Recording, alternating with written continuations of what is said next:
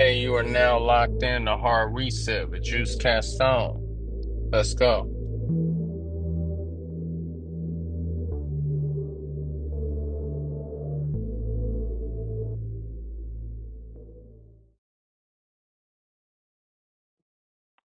All right. So for this episode, I kind of want to talk about the grind, I guess you could say. You know, in my path, worked night jobs many a time. Um, Previously, when I was like going to college, I was working a night shift, and I don't mind saying this one because I don't ever see myself working there again. But at Walmart, I used to work the night shift. I was inventory, but even before then, I was a cashier.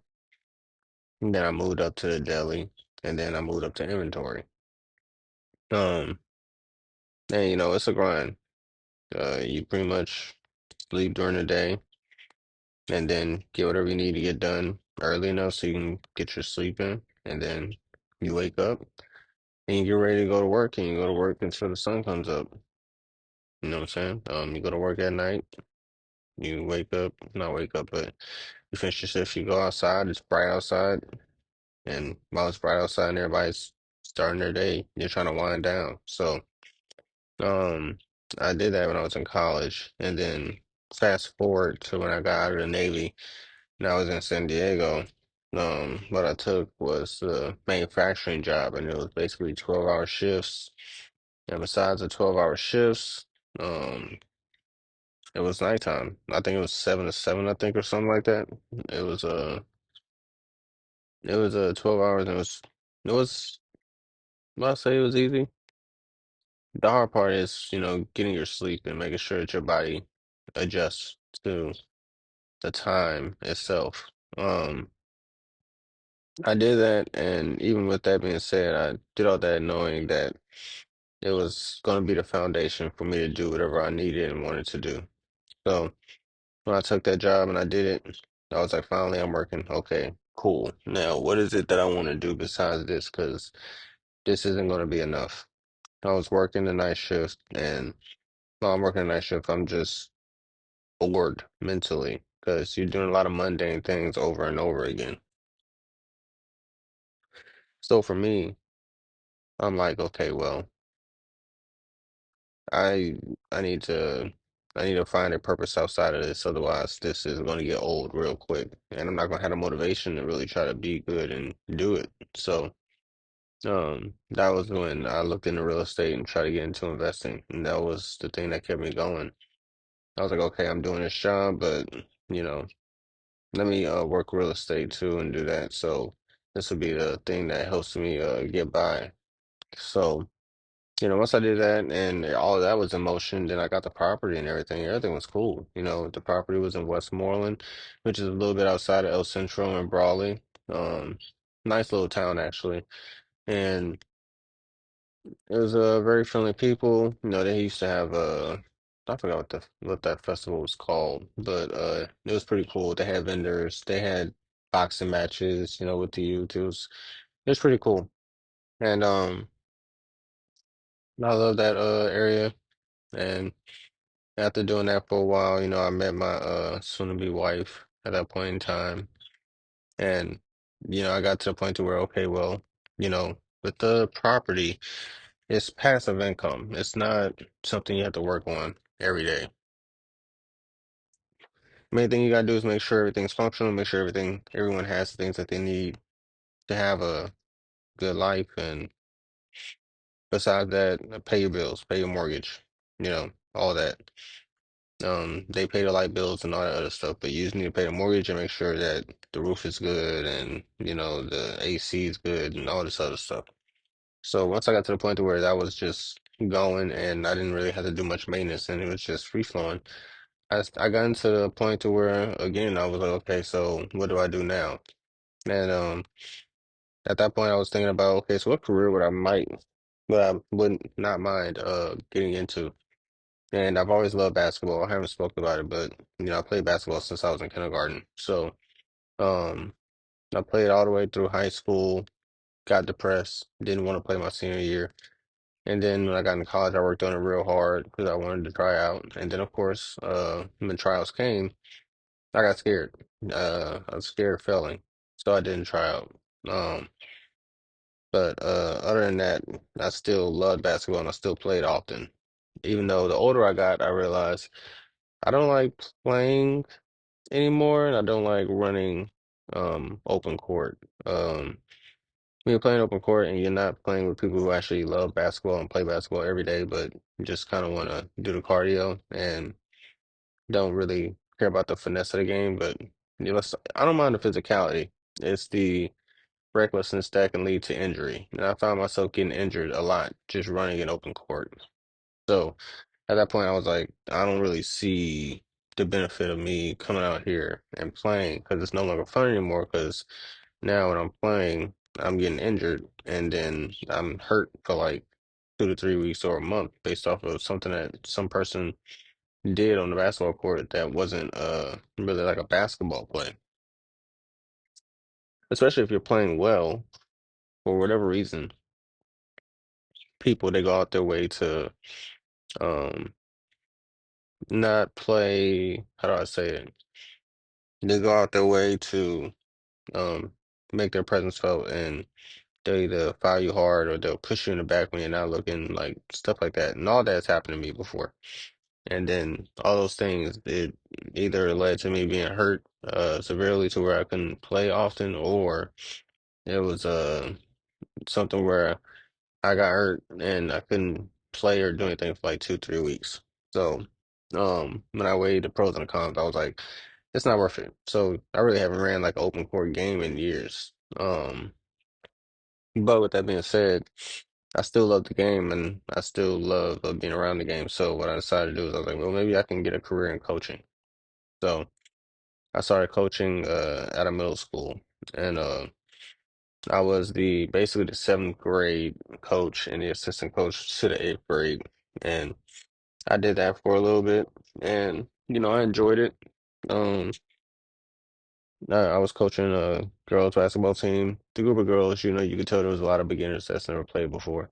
But being able to coach and teach them things and being able to see them flourish and get better and better, and their confidence get stronger and stronger as the season went on, it's pretty dope to see, and it felt good to see that I was able to help improve their game and improve how they played just from coaching and spending time with them, um, and coaching these games and these practices. So. That also led me to being like, okay, so I'm working overnight, getting my Celsius, drinking my Celsius and driving during the day all the way to an hour away to the school so I can coach. And then after I do that, I'm driving another hour back to get ready to go to work. And then I go home, go sleep a little bit and do it again. And that was just me grinding and me pushing towards the goal. And my wife, she actually helped me with that because I was talking to her about like what would be something that I would love doing, and she was like, "Why don't you just try it and put in an application?" So that's what I did, and it actually it actually worked out, and I got actually a job, and I was able to start coaching. Um, while I was doing that, I did move to Orange County and start working overnight at another manufacturing plant as a supervisor. But in the process of me doing that, I also realized it was going to be hard for me to do both. Mainly because the timing between it all, I didn't have that good timing like I did at the previous job to be able to coach and also, go to work overnight. I didn't have enough time. They overlapped. So since that was the case, it was like, well, I don't think I can coach anymore because at that point it's like you're choosing, are you going to coach or are you going to work overnight? So working overnight made me more money. I mean, you coach off of stipends. You're not even getting a full salary unless you got a degree and you're like the head coach or something. And even then, it depends on what school you're at. Because some schools, even the head coach still gets a stipend. So, um, at that point, I decided I was like, okay, well, I'll just work. So. I was working overnight. And I adjusted pretty well. My wife helped as well. She would help me get ready for work and things of that nature. And I was just working overnight and grinding. That's all I was doing. Going to work, learning as much as I could, trying to lead a team, teach people what they need to know, and other than teaching people what they need to know, just make sure everything ran smoothly. And when you're doing that, it's kind of different because I started to see the things in play and see how people operated and realize that when people feel threatened, they go out of their way to try to make you look bad. Um, it's kind of weird, but they they'll purposely say things or do things to management to try to um say you're not doing your job or to say he's not doing well and that you need to talk to him. So, when you get into, and this isn't even corporate, this is literally just manufacturing. Mm. This isn't high level big bucks. This is manufacturing, maybe 24, 25 an hour, things of that nature. And so when I was doing that, I learned, well, what do? You CYA, you know what I'm saying? You cover your butt. So I started writing emails, and so anyone couldn't just trip me up and say, oh, well, he didn't do this or he didn't check that or why is this like this? I started sending emails at the end of every shift, letting people know exactly what's been going on during my shift. Um, no one could say I didn't tell them what was going on because I sent the email. And if they didn't see the email, then at that point it was their fault. So I started doing that, and things pretty much chilled out a little bit once I started doing that and holding people accountable. So I just adjusted. Whenever you're confronted with an issue, you don't panic, you don't get mad, you just sit back, assess it, and then address it.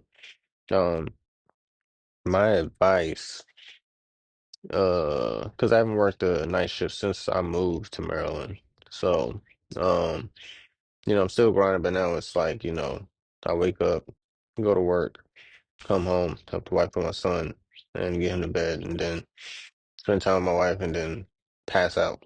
So that's like my routine now. And when I was working night shift, I could say that the main thing is you want to have something that gives you purpose, something that gives you drive. It's okay to work the job and, you know, make your money. Um, I also feel people shouldn't feel pressure to do stuff that they don't want to do. So if what you want to do is you want to work, chill, spend time at home, relax, and then go to work, and you don't really want to do more than that, that's fine. If that's what makes you happy, I say do it. It's not harming anybody. So why can't you? Just go ahead. When you feel ready to do more, then go for it. Don't be afraid to try it. Um, what I would say is, you find that job that's overnight if you have to work overnight. And if you want to find a job, the best ones to find are overnight because not many people want to work overnight. Um, just think about the talent pool and everybody that wants to work during the day, and think about the talent pool and everybody that want to work overnight. Not many people want to work overnight, and hopefully they pay more. So the idea would be to, if you want to get your foot in the door somewhere, try to get in overnight. Um, but other than that, while you're working overnight, find something that gives you purpose, gives you drive, find a hobby, something that you can um, do that makes you feel alive and makes you want to keep going, and use that night shift as a foundation to go do something else, whether it's outside of that job or if you want to move up in that job. Just do really well at that job and try your best to focus and find ways to do your job efficiently so you can get looked at and move up. Um, but you want to find things that make you happy and then use the money from that job to fund those things. And then, the idea is hopefully by the end of it, you you build up your skill set at whatever thing that you like doing and can find a way to get paid for that thing that you love doing. So, um, for this episode, I would just say the main thing is, in regards to working overnight, I would say don't be afraid of it. Embrace it. Do it if you have to. If it gets you a foot in the door, do that. And try your best to flip that into something that you really love doing. Overnight is tough. It's not the easiest, but it can be rewarding if you use it correct. So that is this episode. Be sure to subscribe. If you want to comment, leave a comment, answer the polls. Other than that, hit me up on Twitter or TikTok, Instagram, whatever, at Jeuse Kastoan. And I hope y'all have a good day. This was Hard Reset. Hopefully you got some. Leave a comment, answer the polls. Go ahead and contact me at Jeuse Kastoan on Instagram, Twitter, everything. To go and holler at your boy.